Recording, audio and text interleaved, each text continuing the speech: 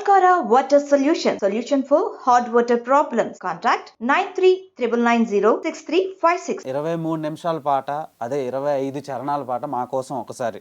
శిలా నీవే, శిల్పి నీవే, శిల్పము నీవే సృష్టిలో. 25 చరణాలతో ఒక సాంగ్ 23 నిమిషాలు ఉంది. ఎలా అసలు ఆ థాట్ ఎలా వచ్చింది మీకు? అయితే యాక్చువల్గా ఇది రైటర్ గొప్పతనం అని చెప్పాలి.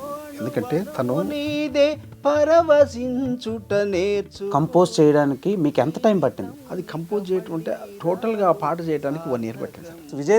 జయసుదాస్ గారితో పాడిచ్చారు సాంగ్. మీరు ఎలా అప్రోచ్ అయ్యారు? దీనికి ముందుగా మనం చెప్పాల్సింది ఏంటంటే శిల్పము నీవే సృష్టిలో ఈ ఛానల్ ద్వారా వారికి నిజంగా కృతజ్ఞతలు తెలియజేస్తాను. నేను విన్నది ఏంటంటే మీరు తెలంగాణ మ్యూజిక్ అసోసియేషన్లో ప్రెసిడెంట్ అని విన్నాను. ఆ కెరీర్ ఎలా మొదలైంది? క్యాంపస్లో చదువుకున్నప్పుడు. ఏం చదువుకున్నారు? నేను MA political science Osmania university. అప్పుడు 2001లో తెలంగాణ ఉద్యమం స్టార్ట్ అయినప్పుడు ఎన్నో ఉండి ఒక 5 పాటలతో కూడినటువంటి ఒక ఆల్బమ్ చేస్తే నన్ను భయపెట్టారు. మీరు వందే మాత్రం శ్రీనివాస్ గారి దగ్గర అసిస్టెంట్గా వర్క్ చేశారు ఎర్లీ స్టేజ్లో ఉండేటప్పుడు. సో ఆయనతో మీకు ర్యాప్ ఎలా స్టార్ట్ అయింది? వందే మాత్రం గారు అంటే అప్పట్లో శిల్పి నీవే శిల్పం ఆయన దగ్గర అసిస్టెంట్గా జాయిన్ కావడం కోసం 2 years తిరిగాను. మీరు మ్యూజిక్ ఇండస్ట్రీలోకి వచ్చి తీసుకున్న మొదటి రెమ్యునరేషన్ ఎంత? పున్నమి సంధ్యవేలు. చాలా మురిసిపోయినారు. ఆ అమౌంట్ నేను చేశారు ఉన్నాయా? ఇంట్లో దాచిపెట్టా, దేవుడి దగ్గర పెట్టా. ఇప్పుడు ఎలా అనిపిస్తుంది మీకు ఈ మ్యూజిక్ కానీ తర్వాత ఈ లిరిక్స్ కానివ్వండి? మనం ఎవరిని తప్పట్లేము. అంటే ట్రెండ్ అని ఒక వర్డ్ ఉంది. భాగ్యమో తెలుగు ప్రేక్షకులు ఎక్కడున్నా ఈ పాటను చాలా గొప్పగా ఆస్వాదించారు. దీన్ని ఇన్ ఫ్యూచర్లో అన్ని భాషల్లో కూడా చేయాలనే ఒక ఆలోచన ఉంది. శిల్పి నీవే, శిల్పము నీవే సృష్టిలో. Hi dears, welcome to I dream. ఇప్పుడు మనతో పాటు ఉండే ఒక వ్యక్తి కాదు, అదొక శక్తి అనుకోవచ్చు. ఎందుకు చెప్తున్నానంటే బేసిక్గా పాటలు రాయడం, పాడడం, అది జనాల వరకు తీసుకెళ్ళడం చాలా కష్టమైన పని. ఎవరికి కనిపించదు. ఆ పాట రిలీజ్ అయ్యి హిట్ అయితే కానీ తెలియదు. సో అలాంటిది ఇప్పటి వరకు ఎక్కడ వినలేనన్ని చరణాలతో ఒక సాంగ్ డిజైన్ చేశారు. 25 చరణాలతో ఒక పాట కంపోజ్ చేసి రిలీజ్ చేయడం జరిగింది. సోషల్ మీడియాలో యాజ్ వెల్ యాజ్ యూట్యూబ్లో చాలా బాగా రన్ అవుతుంది. జయసుదాస్ గారు పాడిన సాంగ్ అది. శిలా నీవే, శిల్పి నీవే, శిల్పం నీవే అని. ఆ సాంగ్ కంపోజర్ మనతో పాటు ఉన్నారు. సో ఆ సాంగ్ అసలు ఎలా క్రియేట్ చేయాలనిపించింది అని అడిగి తెలుసుకునే ప్రయత్నం చేద్దాం. నమస్తే సార్. సార్ బల్లేపల్లి మోహన్ గారు. సో మీరు ఒక musician, lyricist as well as singer. So ఎలా సార్, నాకు ఇప్పటికీ ఒక ఆశ్చర్యంలో ఉన్నాను నేను.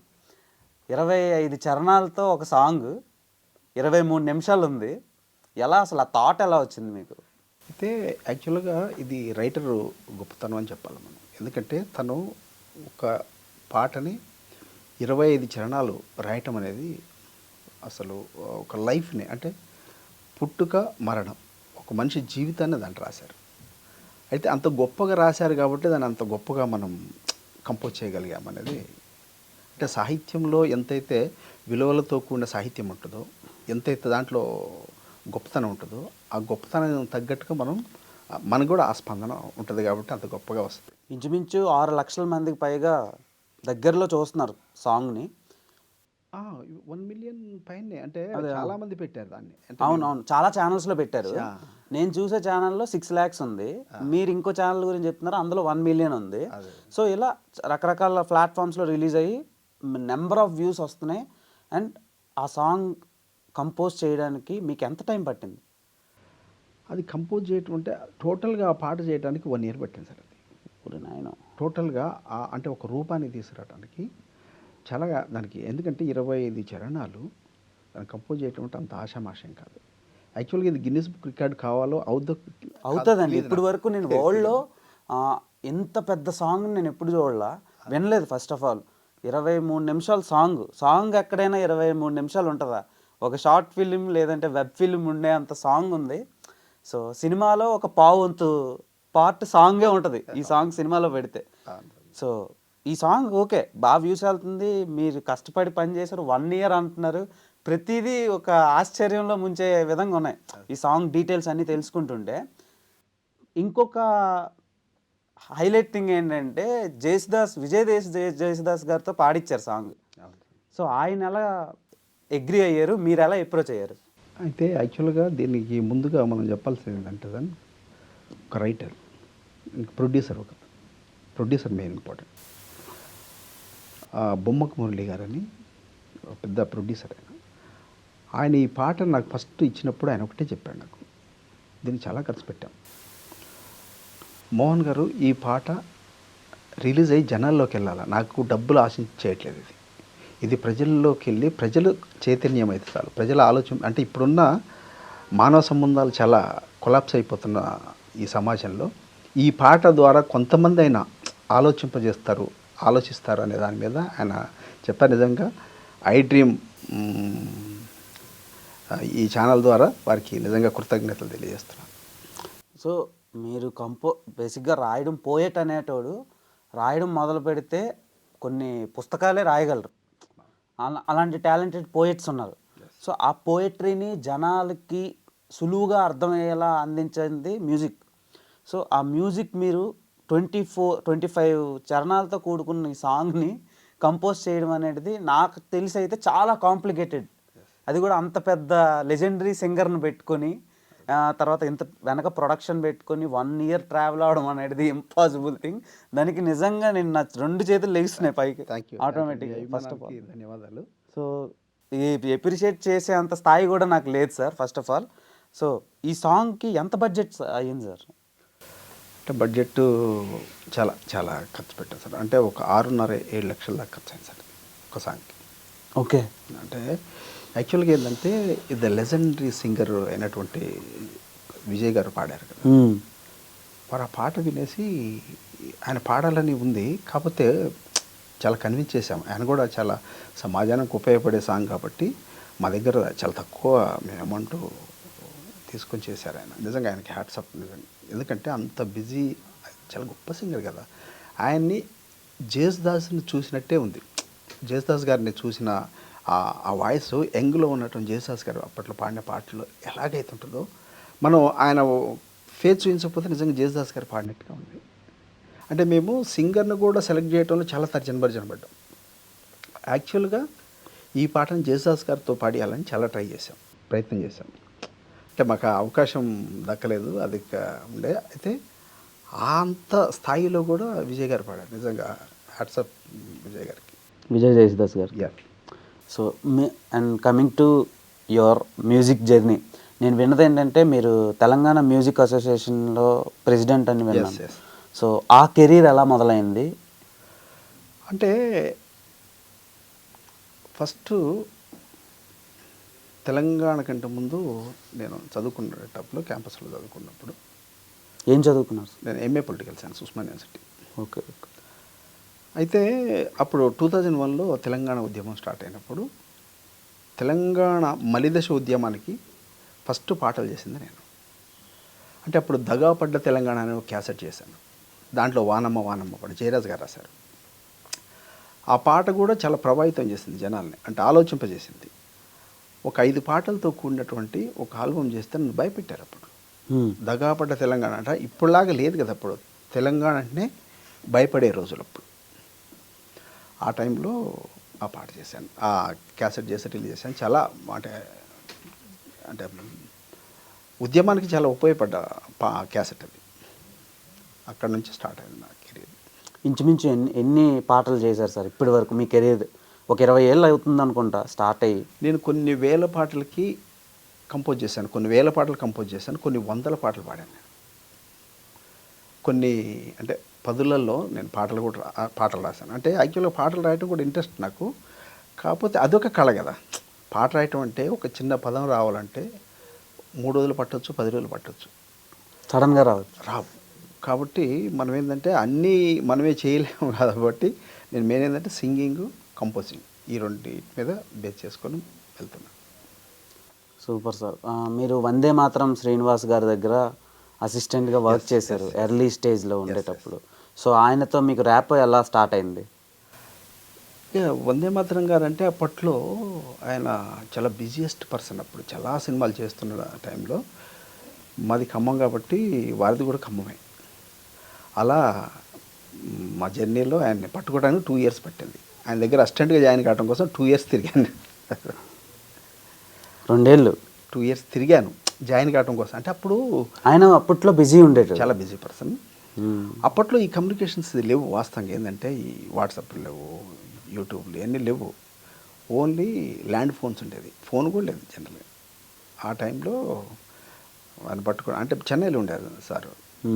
చెన్నై నుంచి హైదరాబాద్ వచ్చినప్పుడు హైదరాబాద్లో పట్టుకొని జాయిన్ అయిపోయాను. అట్లా ఒక 10 ఏళ్ళు సార్ దగ్గర వర్క్ చేశాను. అందుకే ఆ గ్రిప్పు వందే మాతరం గారి దగ్గర ఎంత విద్వత్తు ఉందంటే నిజంగా ఆయన్ని ఇండస్ట్రీ ఇంకా వాడలేదనిపిస్తుంది నాకు. ఆయన్ని ఒక కోణమే చూసింది. రెండో కోణం ఆయన అద్భుతం. అంటే ఒక కమర్షియల్ సాంగ్స్, కమర్షియల్ మూవీ చేయడానికి దిట్ట ఆయన. చాలా గొప్పగా, అంటే జయమందేరా ఎగ్జాంపుల్. జయమందేరా, ఒసే రాములమ్మ, ఆయన చాలా సార్. ఇప్పుడు ఆయన గురించి స్టార్ట్ చేస్తే మనకి ఒక 2-3 అవర్స్ మాట్లాడుకోవచ్చు. ఇంకా చాలా అవి కూడా. సో చాలామంది ఇప్పటికీ రిగ్రెట్ ఫీల్ అవుతారు, ఆయన మ్యూజిక్ చేస్తే బాగున్నేమో అనిపించే ఆడియన్స్ ఇంకా ఉన్నారు. నిన్న నాకు కాల్ చేశారు సార్, చేసి ఈ పాట విన్నారట. నన్ను, అంటే నాకు ఎంత ఆనందం ఉంటుంది. ఆయన అప్రిషియేట్ చేసి నన్ను, మోహన్ ఎంత బాగా చేసావు, చాలా బాగా, అన్ని సూపర్ హిట్లు ఇచ్చినటువంటి మా గురుగారు అయినటువంటి వందే మాతరం గారు నాకు ఫోన్ చేసి అభినందిస్తే నిజంగా నాకు చాలా సంతోషాన్ని ఇచ్చింది. ఇందులో అన్ని లైవ్ ఇన్స్ట్రుమెంట్స్ వాడారండి, లైవ్ 25 చరణాలకి. అంటే జనరల్గా ఏంటంటే చాలామంది ఏం చేస్తారంటే 25 చరణాలు అయినప్పటికీ 2-3 బీజిఎమ్స్ చేసి అయ్యే కాపీ పేస్ట్ లాగా చేస్తుంటారు. అంటే అది చేయరు. కానీ మేమేం చేసామంటే అలా కాదు, ఈ పాటని నిజంగా ప్రాణం పెట్టి చేసాం. ఇది ఆషామాషగా జనాల్లోకి వెళ్ళదు, ఇది చాలా గొప్పగా వెళ్తుందని నాకు స్టార్టింగ్లో తెలుసు. అందుకే దానికి లైవ్ ఇన్స్ట్రుమెంట్స్ ప్రాణం పెట్టి చేశాం. దాంట్లో ప్లేయర్స్ అందరూ కూడా చాలా గొప్ప ప్లేయర్. నిజంగా ప్రతి ప్లేయర్ పేరు ఉంటుంది చూడండి మీరు. దాంట్లో చంద్రలేఖ అని కీబోర్డ్ ప్లేయర్, చక్రవర్తి అని నా ఫ్రెండ్ తబలా, ఇట్లా ప్రమోద్ గారు అని ఫ్లూటిస్ట్ ఇప్పుడు సినిమా ఇండస్ట్రీలో, ఇట్లా అందరిని తీసుకొని వాళ్ళందరూ కూడా చాలా నాకు కోఆపరేట్ చేసి చాలా ప్రాణం పెట్టి చేసిన పాట. ఆషామాషం కాదు అది. సో ఒక సంవత్సరం కష్టం, 1 ఇయర్. అంటే ఏం చేయాలి, ఈ ఇప్పుడు ఎవరితో ఫస్ట్ ఏంటంటే జేసదాస్ గారితో పాడిద్దాం అనుకున్నాం. ఆ తర్వాత దీనికి ముందుగా ఎవరితో పాడి, ఇప్పుడు నేను పాడాను అనుకోండి, నాది కొద్దిగా ఎమోషనల్గా ఉంటుంది, నేను పాడితే ఆ ఫ్లేవర్ పోయిద్ది. కాబట్టి జేసదాస్ లాంటి వాయిస్ ఎవరున్నారని ఎతికి సురేష్ గారు ఉండే, జేసదాస్ గారు లాగానే ఉంటుంది వాయిస్, తనతో ట్రాక్ పాడించాం. ఎందుకంటే ఆ ఫ్లేవర్ మిస్ అవ్వద్దు అని చాలా జాగ్రత్తలు తీసుకున్నాం వాటిలో. తనతో పాడించిన తర్వాత జేసదాస్ గారితో పాడిద్దామని ప్లాన్ చేశాం. ఈ గ్యాప్లో దానికి ఏం చేయాలి, ఎట్లా చేయాలనేది చాలా పెద్ద డిస్కషన్ ఉండేది దీంట్లో, ఈ పాటకి. ఓకే, మీరు ఎలుకా మజాకా అని ఒక సినిమా కూడా కంపోజ్ చేశారు కదా. ఎలుకా మజాకా మన రేలింగ్ నరసింహరావు గారు లెజెండరీ డైరెక్టర్. ఆ ఆపర్చునిటీ ఎలా వచ్చింది మీకు? అది అంటే వాళ్ళు చాలామందిని కలుస్తుంటే మనం ఆఫీస్కి వెళ్ళాము. ఆఫీస్కి వెళ్తే మన ప్రొడ్యూసర్ గారు విన్నాడు. మీకు తెలియదు ఏముంది సినిమా ఫీల్డ్లో, ఆఫీస్కి వెళ్తే మనం చేసిన పాటలు వింటే వాళ్ళకి ఇంప్రెస్ అవుతాయి, బడ్జెట్లు ఇంప్రెస్ అవుతాయి, రెఫరెన్స్ చూసుకొని కనెక్ట్ అవుతారు, బెటర్మెంట్ చూస్తారు. అట్లా మరి ఎందుకని మీరు ఎక్కువ ఈ ఫోక్స్ కానీ జానపదాలు, ఈ పోయిటరీస్ ఇవే చేస్తూ ఉంటారు, సినిమాలు ఎందుకు చేయరు? ఇంత కాంటెంట్ ఉంచుకొని ఆపర్చునిటీస్ రాక, లేదంటే మీకు ఇష్టం లేక? ఆపర్చునిటీ రాకేం కాదు. కాకపోతే నేను ఫస్ట్లో సినిమాలు చేసినప్పుడు చాలా నేను 37 సినిమాలు చేశాను. మీకు తెలియదు సినిమాలు అంటే సెలెక్టెడ్ మూవీస్ అని కొంతమంది అంటారు కదా, నాకు అది తెలీదు. అంటే ఏది సెలెక్ట్ చేసుకోవాలో తెలియదు ఈరోజు కూడా. ఎవరు నా దగ్గరకు వస్తే నన్ను ఎత్తుకుంటూ నా దగ్గరకు వస్తే వాళ్ళకి చేసి పెడతా. ఆ సినిమా ఎంత దూరం పోయిద్దో నాకు తెలీదు. అట్లా నేను ముచ్చటి సాంగ్స్ చేశాను. ఈరోజు ఇండస్ట్రీలో ఉన్న ప్రతి సింగర్ నా మ్యూజిక్ కంపోజింగ్లో పాడారు. ఓకే, ఇంతమంది ఉన్నారు కదా, విజయ్ జేసుదాస్ గారిని వదిలేసి రిమైనింగ్ సింగర్స్లో మీకు బాగా నచ్చిన సింగర్ ఎవరు? వందే మాతరం గారు. వందే మాతరం గారు పక్క వందే మాతరం గారు వాయిస్ జన చైతన్యానికి మారిపోయారు కదా. అంటే కమర్షియల్ సాంగ్స్ అని అంటారు కదా, వందే మాతరం గారితో కమర్షియల్ సాంగ్ పాడిస్తే చాలా అద్భుతంగా ఉంటుంది. చాలామందికి తెలియని విషయం ఇది. ఆయన కోణము. నేను ఒక పాట పాడించాను నా ఫస్ట్ సినిమాలో, నువ్వే నేను నేను అని నా ఫస్ట్ మూవీ చేశాను. దాంట్లో వందే మాతరం గారితో పాడించా, ఒక ట్రాజడీ సాంగ్ పాడించా, అద్భుతంగా పాడాడు. అంటే బేసిక్గా ఆయన దగ్గర శిష్యుడు కదా మీరు. ఓకే, అఫ్ కోర్స్ శిష్యరికం పొందామని ఆయన కాదు. మ్మ్. శిష్యరికం వేరు, అంటే మనం వ్యక్తిగతంగా మన అభిప్రాయం వేరు కదా. ఆయన వాయిస్ చాలా అద్భుతంగా ఉంటుంది. సో మీరు ఇలా మ్యూజిక్ ఇండస్ట్రీలోకి వచ్చి తీసుకున్న మొదటి రెమ్యునరేషన్ ఎంత? 250 రూపాయలు. ఎవరిచ్చారు? వందే మాత్రం గారు. వర్క్ ఏం వర్క్? కోరస్ పాడాను. అవునా? అంటే అప్పుడు ఆఫ్ పేమెంట్ లాగా నేను ఫస్ట్ జాయిన్ అయినప్పుడు అందరికీ 800 అంత ఇచ్చేవాళ్ళు. అప్పుడు ఒక సాంగ్కి నాకు 250 ఇచ్చేవాళ్ళు. అదే ఫస్ట్. నేను చాలా మురిసిపోయినారు అసలు. మనకు నచ్చిన వర్క్ మీద వచ్చిన అమౌంట్ అండి. ఎస్. ఆ అమౌంట్ని ఏం చేశారు? ఏం చేయాలి అంటే అవి దాచిపెట్టుకుని ఇప్పుడు కూడా ఉన్నాయి నా దగ్గర. ఉన్నాయా? ఉన్నాయి. ఇంట్లో దాచిపెట్టా, దేవుడి దగ్గర పెట్టా. సో అవి ఖర్చు పెట్టే అవకాశం ఇప్పుడు వరకు రాలేదు. పెట్టను, అవసరం లేదు. దాచిపెడతా, ఎందుకంటే అది గుర్తు కదా. సూపర్. అండ్ నేను విన్నది ఏంటంటే మీరు వేమన పద్యాలని మళ్ళా రిలీజ్ చేస్తున్నారు పాట రూపంలో, అంటే అందరినీ కొంచెం చైతన్యపరచడానికి అనుకోవచ్చు. సో కొంచెం అవేర్నెస్ కోసం అని చెప్పి ఆ థాట్ ఎలా వచ్చింది మీకు? అంటే వేమన పద్యాలు ఎందుకు చేస్తున్నానంటే సార్, నేను ఈ శిలా నీవే శిల్పి నీవే పాట చేసిన తర్వాత ఇంత స్పందన జనాలలో, అంటే ఇప్పుడున్న వ్యవస్థలో ఉమ్మడి కుటుంబాలు కానీ మానవ సంబంధాలు కానీ ఒక రకంగా ఆర్థిక సంబంధాలు అయిపోయినాయి మొత్తం. అంటే మనిషి ఒక పాట ద్వారా చాలా నేర్చుకుంటాడు. ఒక పాటని వింటూ చాలా ఇంప్రెస్ అవుతాడు. మనం కూడా చాలా ఇన్స్పిరేషన్గా ఉంటాం పాటని. అట్లా నేనేమనుకున్నానంటే వేమన పద్యాలు మనం పాడుకున్నప్పుడు, మనం చదువుకున్నప్పుడు, ఉప్పు కప్పు రంబు నొక్క పోలిక నుండు చూడ చూడ రుచుల జాడ వేరు అనే టెక్స్ట్ చదివేవాళ్ళు తెలుగు పండితులు కూడా. వాళ్ళకి ఏంటంటే గాత్రం ఉండకపోవచ్చు కదా, ప్రతి తెలుగు పండితుడికి ఉంటుందని లేదు కదా. వాళ్ళు నేర్పాలనే తాపత్రయం ఉన్నప్పటికీ వాళ్ళకి గొంతు సహకరించదు.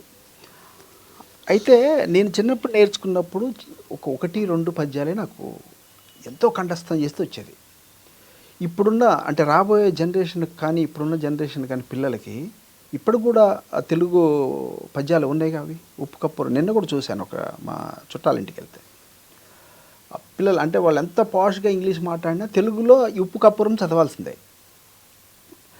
అయితే నేనేమనుకున్నా అంటే ఇవి డిజిటలైజ్డ్ చేయాలా, ఈ యూట్యూబ్లో పెట్టాలి ఈ పాట. ఇవి పెట్టడం వల్ల చాలామందికి ఉపయోగపడతాయి. అటువైపు పయనించిన చాలామంది టీచర్స్ నాకు ఫోన్ చేసి, మోహన్ గారు మీరు మంచి పని చేస్తున్నారు, ఎందుకంటే మా అందరికీ పిల్లలకి వినిపించడం కోసం మాకు ఈజీ అయింది డిజిటలైజ్ చేయడం వల్ల. ఒక మంచి ఇనిషియేటివ్ ఇది. ఇనిషియేటివ్ అంటే మనం సమాజంలో బతుకుతున్నప్పుడు ఈ సమాజానికి మనము ప్రయాణం చేసే కళలు దీంట్లో ఏదో ఒకటి మనం వాళ్ళకి అందించాలనేది నా తాపత్రయంతో ఈ పాటలు చేస్తాను. ఓకే, సో ఇప్పుడు ఇది డిజిటలైజ్ చేస్తారు కదా, సో ఆ క్రెడిట్స్ అండ్ రైట్స్ మీ మీదే ఉంటాయా? నాకు యూట్యూబ్లో పెడుతున్నాను, అదేంటంటే యూనివర్సల్ కాబట్టి వేమన్న పద్యాలు అనేది ఎవరైనా చేసుకోవచ్చు కదా. నేను డిజిటలైజ్డ్ ఇంతవరకు ఎవరు చేయలే. చూశాను, నేను గూగుల్లో కూడా చూశాను, ఒక 100 పద్యాలు ఉంటాయి, 100-200 పద్యాలు, కానీ 5000 పద్యాలు ఉన్నాయి. అవును అవును. ఈ 5000 పద్యాలు చేయాలని నేను కంకణం కట్టుకున్నాను. ఇప్పటికి 200 పైనే పాడాను. ఒక్కొక్కటి ఇట్లా జనాలకు రిలీజ్ చేస్తూ ఉన్నా. అలా 5000 పద్యాలు పాడాలనేది నా టార్గెట్ పెట్టుకున్నాను. ఎంతవరకు వెళ్తామనేది తెలియదు కానీ డెఫినెట్గా అవ్వాలి, అవుతుంది. ఎందుకంటే చాలామందికి అవసరం. తర్వాత ఒక అవేర్నెస్ని మీరు చాలా ఈజీ వేలో ఆడియన్స్కి ఇస్తున్నారు, చేస్తున్నారు. వేమన్ గారి గురించి చదివాను చాలా. అసలు ఇంత గొప్ప కవి తెలుగులో తెలుగువాడై ఉండి ఇంత గొప్ప కవిని మనం ఏదో పాడుతున్నాం, పిల్లలు పాడుతున్నాం కదా, దాంట్లో చాలా చైతన్యం ఉంది, ఒక వాస్తవికత ఉంది, లైఫ్ లెసన్స్ ఉంటాయి. Yes yes. ఆ 3 లైన్లలో అంత గొప్పగా చెప్పిన కవి హార్ట్స్ ఆఫ్ నిజంగా. అంత గొప్ప కవి తెలుగులో పుట్టిండు, మన తెలుగు రాష్ట్రంలో పుట్టిండు అంటే చాలా గొప్పగా ఫీల్ అవ్వాలి. కానీ నేనైతే చాలా పెద్ద ఫ్యాన్ నేను వేమన గారికి. సో బేసిక్గా వేమన గారి శతకాలు అంతే కదా సార్, పద్యాలు, వేమన పద్యాలు ఈ అదర్ లాంగ్వేజ్లో కూడా కదా, కన్వర్ట్ చేసి దాదాపుగా నాకు తెలిసి ఏంటంటే అన్ని భాషలలో వేమన పద్యాలు అంటే కన్వర్ట్ చేశారని విన్నాను నేను. ఇంగ్లీష్ కవి ఆయన ఇక్కడికి వచ్చి రీసెర్చ్ చేసి అవన్నీ వెలికి తీసింది ఒక ఇంగ్లీష్ కవి కదా. అందుకే వాటినన్నీ కూడా మనం భవిష్యత్ తరాలకు అందించాలి. చాలామంది తెలియదు, అంటే కొన్ని పద్యాలే తెలుసు, మీరు కూడా వినుంటారు. కొన్ని పద్యాలు ఉప్పు కప్పూరం ఒకటి, మేడి పండు చూడు, తల్లిదండ్రులు అని ఇట్లా ఒక దాదాపుగా మనం నోటెడ్ ఒక 5-6 పద్యాల కంటే ఎక్కువ ఉండవు ఎవరికైనా, ఒక 10-12 అంతే ఆల్మోస్ట్ ఉంటాయి. కానీ 5,000 పద్యాలు రాసిన అనేది చాలామంది తెలియదు కదా. అందుకే అంత గొప్ప కవి ఈ మనం ఉన్నప్పుడు, అంటే రేపు ఎవరుంటారో ఎవరు పోతారో తెలియదు కదా, మనం భవిష్యత్ తరాలకు అందించాలనే ఒక మంచి ఉద్దేశమే, అంతకుమించి వేరే. చాలా మంచి ఇనిషియేటివ్. Thank you. సో ఇది చాలా పెద్ద సక్సెస్ వచ్చి మీరు ఈ 5,000తో పాటు ఇంకో 5,000 ఎక్స్ట్రా మీ ఓన్ కంపోజిషన్లో చాలా పాటలు రావాలి, మీరు మూవీస్ కూడా చేయాలని కోరుకుంటున్నాను నేను. అంటే మూవీస్ చేస్తున్నా, ఇప్పుడు పొద్దు అనే ఒక సినిమా చేస్తున్నాను. ఏ సినిమా అండి? పొద్దు అనే సినిమా. ఆ సినిమాకి ఆల్రెడీ అశోక్ తేజ్ గారు పాటలు రాశారు, చేస్తున్నాను. సుద్దాల అశోక్, మన ప్రేమరాజు గారు డైరెక్టర్. దానికి అది ఆల్రెడీ కంప్లీట్ అయిపోయింది, సినిమా రిలీజ్కి రెడీగా ఉంది. అలా మనం ఏంటంటే ఇప్పుడు సినిమా కోసమే వెయిట్ చేయాలి నేను. మీరు వచ్చి నాకు పాట చేయాలంటే చేస్తాను నేను. అంటే ఇమేజ్, ఈ పాట చేస్తే ఇమేజ్ వస్తుంది, ఈ పాట చేస్తే రాదు అని కాదు. ఇప్పుడు శిలానివే లాంటి పాట నేను నా ఇమేజ్ కోసం, కానీ అది నన్ను ఎత్తుకుంటూ వచ్చింది. కవి గారు ఏమన్నారంటే, జయరాజ్ గారు ఏమన్నారంటే, 10 మంది మ్యూజిక్ డైరెక్టర్ దగ్గరికి వెళ్ళాను ఈ పాట పట్టుకొని, కానీ 11 వాడి నువ్వే సూడబుల్ అనుకుని వచ్చాను అన్నాడు. నా మీద పెట్టిన నమ్మకాన్ని నేను వమ్ము చేయకూడదు కదా. అందుకే ఆ పాటని అంత గొప్పగా చేయగలిగాం. సో మీరు చాలామంది ఇప్పుడు రీసెంట్గా రిలీజ్ అవుతున్న సాంగ్స్ ఇవన్నీ వింటారా మీరు? ఇప్పుడు చాలా కమర్షియల్ సినిమాస్, పెద్ద పెద్ద స్టార్ హీరోలు వింటారా? సో ఇప్పుడు ఎలా అనిపిస్తుంది మీకు ఈ మ్యూజిక్ కానీ, తర్వాత ఈ లిరిక్స్ కానివ్వండి, ఇవన్నీ మీ వరకు ఎలా అనిపిస్తుంది? అంటే పర్సనల్ ఒపీనియన్. అంటే మనం ఎవరిని తప్పట్లేం. అంటే ట్రెండ్ అనే ఒక వర్డ్ ఉంది, ట్రెండీగా ఉండాలి. ట్రెండీగా ఉండాలంటే ఏంటంటే, ఒకప్పుడు సాహిత్యం మీద విలువలు, సాహిత్యాన్ని మెయిన్ చూసేవాళ్ళు. ఇప్పుడు ఏం చేస్తుంటే బీట్ సాంగ్స్, బీట్ ఉంటే చాలు, అది బీట్ మీద మొత్తం వెళ్ళిపోతుంది. అసలు వాయిస్ కూడా ఇంపార్టెంట్ కాదు, అది బీట్ మీద వెళ్ళాలి, డీజే లాగా ఉండాలి, ఎగరటం కోసం పాట ఉండాలి అనేది ఇప్పుడున్న కల్చర్. మనం తప్పట్టాల్సిన అవసరం లేదు. దీన్ని ఎంజాయ్ చేస్తానంటే ప్రేక్షకుడు ఏదైతే ఎంజాయ్ చేస్తుండో దాన్ని చేయాలి. మ్యూజిక్ డైరెక్టర్లు ఎవరైనా సరే, ఎవరైతే ఇప్పుడు ప్రజల ఆనందం కోసంగా మనం చేసేది, ఆలోచింపజేయటం కోసం, ఆనందించడం కోసం. కాబట్టి అది ఒక ట్రెండ్గా వెళ్తుంది. ఓకే మోహన్ గారు, ఒక చిన్న డౌట్ నాకు. అంటే చాలామందికి ఉంది, అంటే ఒక కామన్ ఆడియన్ అన్న ప్రతి ఒక్కరికి ఈ ఒక డౌట్ ఉంటుంది, పాట పాడాలంటే సింగర్ అవ్వాలా, అంటే పక్కాగా సంగీతం నేర్చుకోవాలా? అంటే కొన్ని పాటలు పాడాలంటే సంగీతం నేర్చుకోవాలి. అంటే గాయకుడికి సంగీతం అనేది పెద్ద సెట్. సంగీతం నేర్చుకోవటం వల్ల పెద్ద సెట్. అంటే స్వతహాగా వచ్చేది ఒకటైతే, నీకు శృతి తెలవాలి, తాళం తెలవాలి, భావం పలకాలి. కొన్ని పదాలు సంగీతం నేర్చుకుంటే ఆ చిన్న చిన్న నోట్ కూడా అలా అవలీలగా అందంగా పలకగలడు. కొంతమంది పలకలేవరు, హార్డ్గా ఉంటుంది పదం, అదే హార్డ్గా పలుకుతారు. అప్పుడేమైంది, వినడానికి వినసొంపుగా ఉండదు. కాబట్టి ప్రతి గాయకుడు కూడా సంగీతాన్ని నేర్చుకుంటే ఖచ్చితంగా ఈజీ క్యాచింగ్ ఉంటుంది. మనం ఎక్కడన్నా ఏదైనా తప్పు పాడితే ఆ నోటు ఇది కాదమ్మా ఇదంటే టక్కన పాడేస్తాం. ఓకే, మీరు ఎక్కువ సాంగ్స్ చేశారు కదా, ఫీమేల్ సింగర్స్లో మీకు బాగా ఇష్టమైన సింగర్ ఎవరు? అండ్ మీతో వర్క్ చేసిన సింగర్?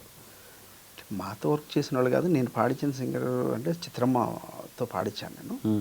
చిత్రమ్మ చాలా గొప్ప సింగరు.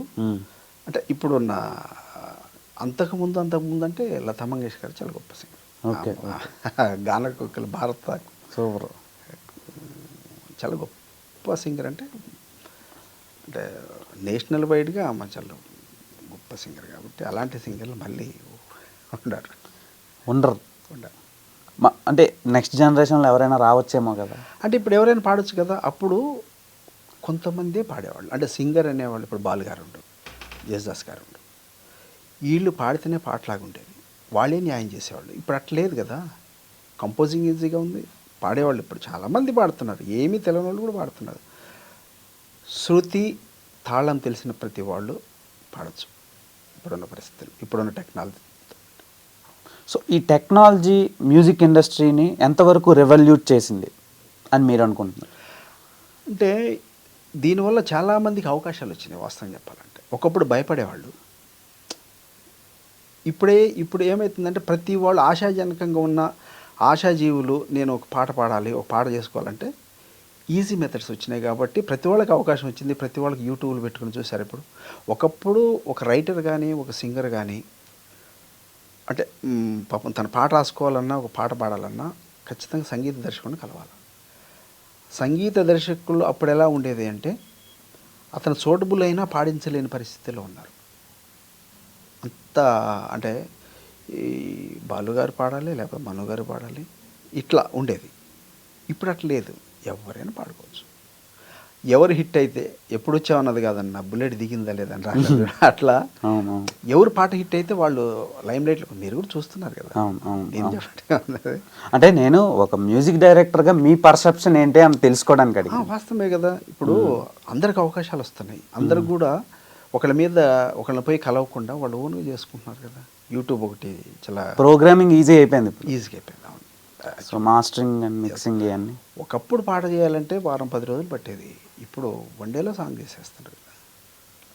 సో నెక్స్ట్ ప్రాజెక్ట్స్ ఎలా ఉండబోతున్నాయి అంటే ఇప్పుడు ఎలక్షన్స్ మోడ్ నడుస్తుంది, సో పొలిటికల్గా కూడా మీరు ప్రీవియస్గా కొన్ని చేశారు. చాలా చేశాను, పొలిటికల్ సాంగ్స్ బొచ్చడి చేశాను నేను. అవును. సో ఇప్పుడు రాబోయే ఎలక్షన్స్కి మీరు ఎవరికైనా ఇవ్వబోతున్నారా? 3-4 పార్టీలు పోటీ చేయబోతున్నాయి, మీరు ఎవరికి ఇస్తున్నారు సాంగ్స్? అట్టా ఏం లేదు, మనం వీళ్ళు వాళ్ళని మనం యూనివర్సల్.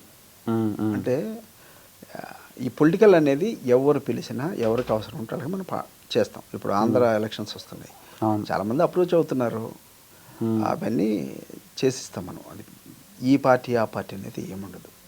అంటే మన వ్యక్తిగతంగా ఏదైనా పార్టీ మనకు ఉన్నప్పటికీ మన అంటే మనం వర్క్ ధర్మం ఒకటి ఉంటుందిగా, ఎవరికైనా మనం పనిచేయడానికి రెడీగా ఉన్నట్టు. అయితే లాస్ట్ సారి మీకు చాలా విషయాలు చెప్పాలి. శిలా నీవే శిల్పి నీవే పాట మళ్ళీ అక్కడికి వస్తున్నా, ఎందుకంటే ఆ పాటని రిలీజ్ చేయడం కోసం బాగా కష్టపడాను. నెలలు అసలు మెగాస్టార్ చిరంజీవి గారితో రిలీజ్ చేయాలని చాలా ప్రయత్నం చేశాను నేను. అయితే పాపం ఆయన వారి దాకా పోతే రిలీజ్ చేసేవాడు, ఆయన వినిపిద్దామని. అంతకుముందు గతంలో నేను చిరంజీవి గారిని ఒకసారి కలిశాను, తర్వాత మళ్ళీ ఒకసారి కలిసి ఈ పాట వినిపించి సార్ ఒప్పుకుంటే సార్తో రిలీజ్ చేయాలని చాలా ఉండేది. ఎందుకంటే ఇంత గొప్ప సాంగ్ ఒక గొప్ప వ్యక్తి రిలీజ్ చేస్తే ఎక్కడో ఇంకా జనాలకు వెళ్తుంది, చిరు ఆశ ఉంటుంది ఏ కళాకారుడికైనా. అయితే దాంట్లో పేరు చెప్పను కానీ ఒక వ్యక్తిని కలిశాను, కలిస్తే పాట వినిపించాను, ఇదే పాట వినిపించాను శిలానివి 25 చరణాల అన్నాడు. అబ్బాయి అన్ని చరణాలు ఎవరు వింటారు, కట్ చేసుకుంటా అన్నాడు. 2 చరణాలు కట్ చేసుకున్నాండి అన్నాడు. అంటే ఆయనకి టేస్ట్ లేదనుకోండి నేను. అంటే 25 చరణాలు ఎందుకు చేశారు వీళ్ళు అని ఒకసారి వినాలి కదా, ఇనే ఓపిక లేదు. కాబట్టి ఆయన కనుక విన్నట్టయితే ఆయనకు కొంచెం ఇది అరే భలే ఉంది, ఇప్పుడు మీరు స్పందించినట్టుగా అనిపిస్తే చిరంజీవి గారితో రిలీజ్ చేసేవాళ్ళం. తర్వాత ఆయనకి ఇలాంటివి అంటే చాలా ఇష్టం సార్. బేసిక్గా అక్కడి వరకు వెళ్ళడం కష్టమేమో కానీ ఆయన చాలా అంటే మీలాంటి కళాకారులని చాలా ఎంకరేజ్ చేస్తారు. అక్కడ దాకా వెళ్ళలేక మిస్ అయింది, లేకపోతే చిరంజీవి గారితో రిలీజ్ చేస్తే నాకు చాలా హ్యాపీ. ఎందుకంటే చిరంజీవి గారు అంటే కదా. I hope and I wish తొందరలో అన్నీ జరుగుతాయి. కాకపోతే నాకు ఇప్పటికీ ఆ షాక్లోంచి బయటికి రాలేకపోతున్నా. మరి గిన్నిస్ బుక్కి అలాంటి ఏమైనా అవార్డ్స్కి ఇది చేశారా, మీరు అప్లై చేశారా? చేయలేదు సార్, అది నాకు ఎలా అప్లై చేయాలో తెలియదు. నాకు కూడా చాలామంది చెప్పారు Guinness book record world record అయితే ఇది చూడండి ఒకసారి. అంటే ఇన్ని చరణాలు ఉండే సాంగ్స్ చాలా జనర్స్ ఉంటాయి, పాప్ సాంగ్స్ నుంచి మన కల్చరల్ సాంగ్స్ వరకు, మన ఇండియన్ సాంగ్స్ నుంచి అమెరికన్ సాంగ్స్ వరకు, కొరియన్ సాంగ్స్ వరకు. ఏ మ్యూజిక్ ఇండస్ట్రీలో కూడా నాకు తెలిసి ఇంతవరకు ఇన్ని చరణాలతో కూడుకున్న సాంగ్ అయితే ఎక్కడా లేదు. అది వన్ అండ్ ఓన్లీ ఆ క్రెడిట్స్ అన్ని మీకే రావాలి, బేసిక్గా మీకు మీ టీంకి. అదే సార్, ఎందుకంటే మా టీం అంతా చాలా కష్టం. ఆ లిరిక్ రైటర్ పేరు ఏం పేరండి? జయరాజ్ గారు. అయ్యో జయరాజ్ గారు పెద్ద రైటర్ కదా ఆయన. Okay okay super. ఆయన చాలా పాటలు రాశారు. జేసుదాస్. ఆయన ప్రకృతి కవి అంటారు ఆయన. ఆ, చాలా గొప్ప రైటర్, ఆయన బాగా రాశాడు. అయితే ఈ పాటని ఇంకోటి ఏంటంటే జగన్మోహన్ రెడ్డి గారితో కూడా రిలీజ్ చేపిద్దామని ప్లాన్ చేశాను. మన ఏపీ సీఎం గారు మన జూగుడి ప్రభాకర్ అన్న అని నాకు బాగా దగ్గర, అన్నకి వినిపించి ఆయన ఎంత స్పందించాడంటే ఈ పాట విని వండర్ అయింది అసలు నిజంగా. అంటే మోహన్ ఇది ఖచ్చితంగా నేను జగన్ అన్నతో మాట్లాడతా, మనం జగన్ గారితో రిలీజ్ చేద్దాం, చాలా ప్రయత్నం చేసాము, అంతా రెడీ చేసాము. అంతేకాని అంటే ఒక్కొక్కసారి ఎలా అయిందంటే మనం ఏదో చేద్దామని అంటే అన్నీ మన చేతుల్లో ఉండవు కదా, వాళ్ళు బిజీగా ఉంటారు, వాళ్ళు మనకి టైం అంటే దీనికి టైం ఇచ్చేంత టైం ఉండదు. పరిపాలన అనేది కత్తి మీద సాంలాగా ఉంటుంది కాబట్టి అది కూడా ఒకటి మిస్ అయ్యాం మేము. యాక్చువల్లీ జగన్ గారితో రిలీజ్ చేస్తే బాగుంటుంది, ఒక కొత్త యాంగిల్ కదా జగన్ గారు, ఈ పాట కొత్తగా ఉంటుంది అనేది అనుకున్నాం. మరి ఇప్పుడు ఆయన నెక్స్ట్ ఎలక్షన్స్ కోసం మీరు ఏమైనా రెడీ చేస్తున్నారా మ్యూజిక్? ఇప్పుడు నన్ను యాక్చువల్గా ఇప్పుడు నన్ను విజయవాడ రమ్మన్నారు, వెళ్ళాలి నేను ఈ వీక్లో ఖచ్చితంగా వెళ్ళి కలుస్తాను. ఎందుకంటే కొన్ని సాంగ్స్ చేయాలని కనుక వెళ్దామని ఒక ఆలోచనతో ఉన్నా. నన్ను జూపుడే అన్నారు, రమ్మన్నాడు, మీరు ఒకసారి వస్తే మోహన్ ఒకసారి మాట్లాడదాం అన్నారు. విజయసాయి రెడ్డి గారిని కలిసి ఒకసారి మన అదృష్టం ఎలా ఉందో తెలుసుకుందాం, మనకన్నా అవకాశాలు ఇస్తే మనం చేస్తాం కదా. సో నాకు కొన్ని షాక్స్ నుంచి బయటికి రాలేకపోతున్నా స్టిల్ ఇప్పటికీ. కానీ మీ జర్నీ ఇంకా ముందు కొత్త కొత్త రికార్డ్స్ క్రియేట్ చేసి ఇప్పుడు మీరు డిజైన్ చేసిన ఈ 25 చరణాల పాటకి ఎన్నో అవార్డులు రివార్డులు రావాలి. అండ్ మీరు తొందరలో ఆ గిన్నీస్ బుక్ రికార్డు కూడా అప్లై చేసేసుకుంటే మేము సాటిస్ఫై అవుతాం, విన్న నేను, మా ఐడ్రీమ్ ఆడియన్స్. శిలా నీవే శిల్పి నీవే శిల్పము నీవే సృష్టిలో. విన్నారు మీరు? మొత్తం విన్నారా పాట? సగం విన్నా. అవునా? సగం విన్నా. చాలామంది ఎంతమంది ఫోన్ చేశారండి నాకు వరప్రసాద్ రెడ్డి గారు ఫోన్ చేస్తే చాలా షాక్ అయ్యాను నేను. శాంతా బయోటెక్ వరల్డ్ ఫిగర్ ఆయన ఫోన్ చేసి ఇంటికి పిలిచి నాకు అసలు అంత గొప్ప వ్యక్తి ఇంటికి పిలిచి మమ్మల్ని అభినందిస్తే చాలా ఆశ్చర్యకానికి పోయినాను. మీరు ఇప్పటివరకు చాలా రైటర్స్తో వర్క్ చేశారు కదా, ఇప్పుడు ప్రజెంట్ చాలా ట్రెండ్కి తగ్గట్టుగా as well as Oscar range వరకు వెళ్ళిన చంద్రబోస్ గారి గురించి మీ పర్సనల్ బాండింగ్ ఎలా ఉండేది? అయ్యో, ఆయన అన్న మనకి అందరితో బాగుంటాడు. ఆయన నా ఒక్కడితో కాదు, ఆయన ఆజాత శత్రువు అనొచ్చు ఆయన్ని. అందరితో బాగుంటాడు, చాలా గొప్ప రైటరు. సినిమా ఇండస్ట్రీలో అంత గొప్ప రైటర్ ఉన్నాడంటే నిజంగా చాలా సంతోషం.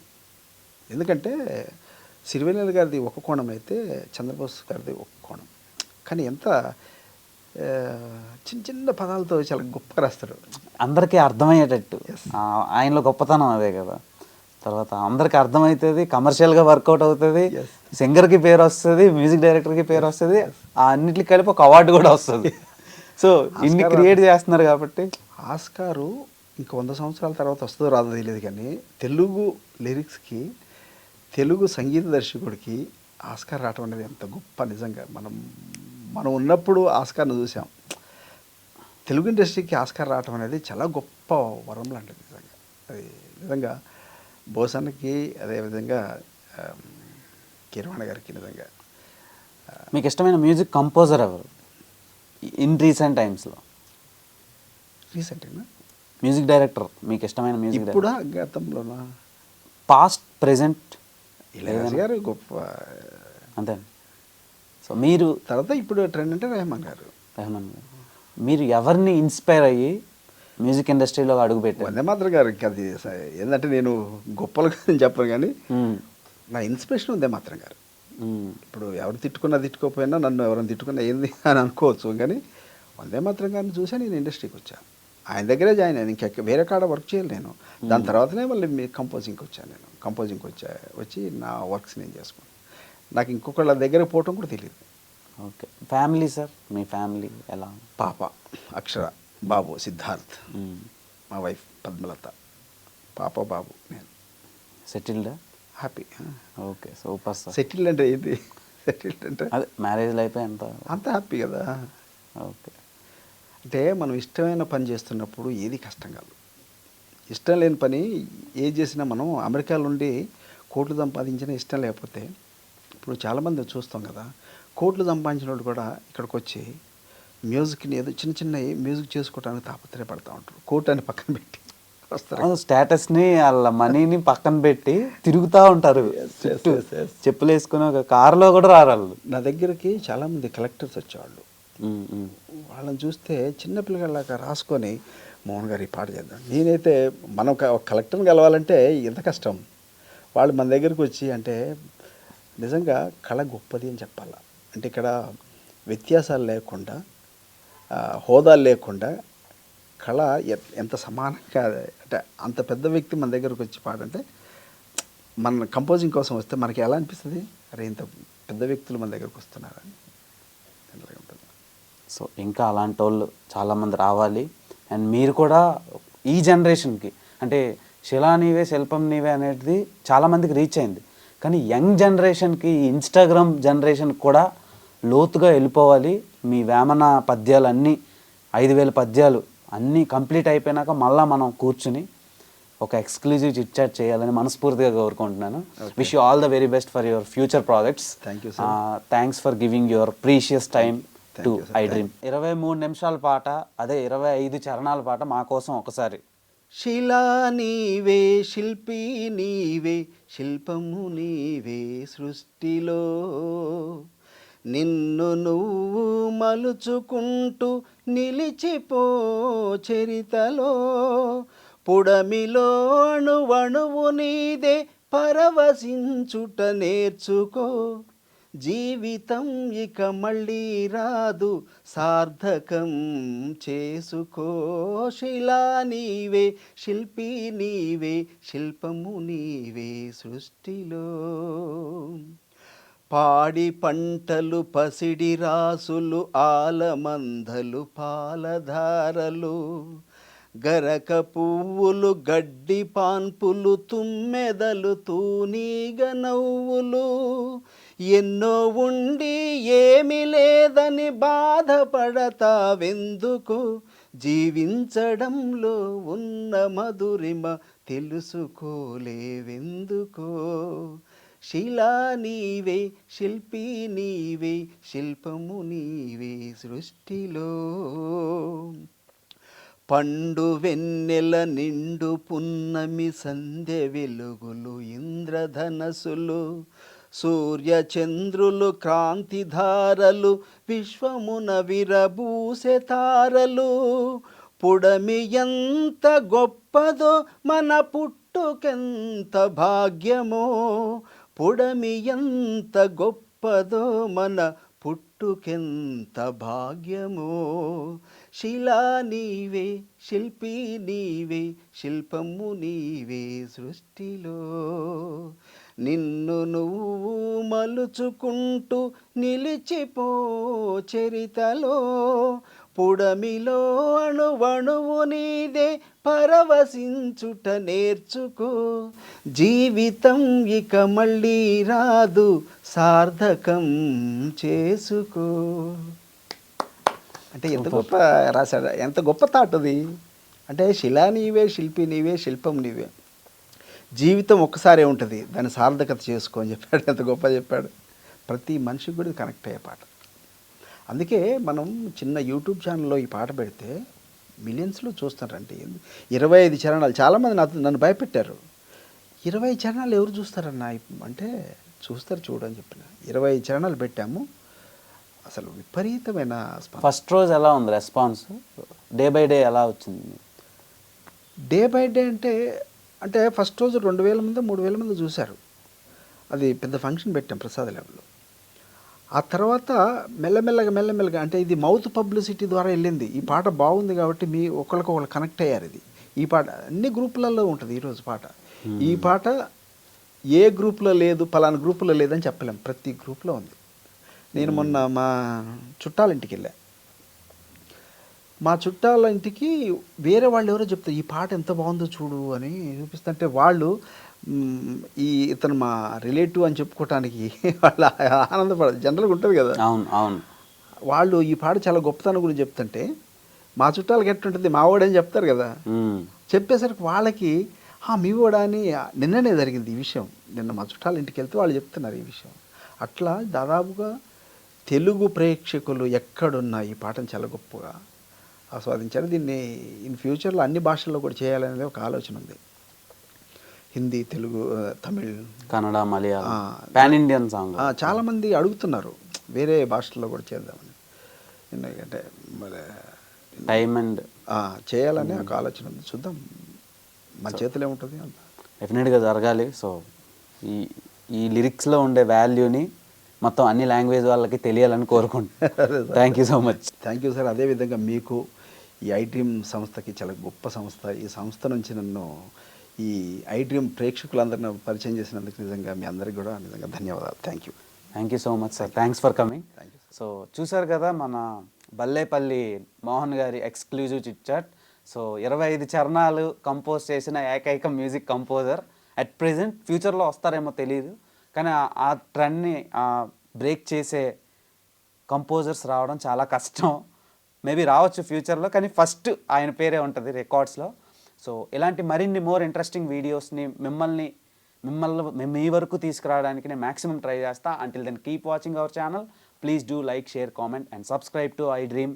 బెల్ ఐకాన్ ప్రెస్ చేయడం మర్చిపోద్దు. Signing off Dev టంపల.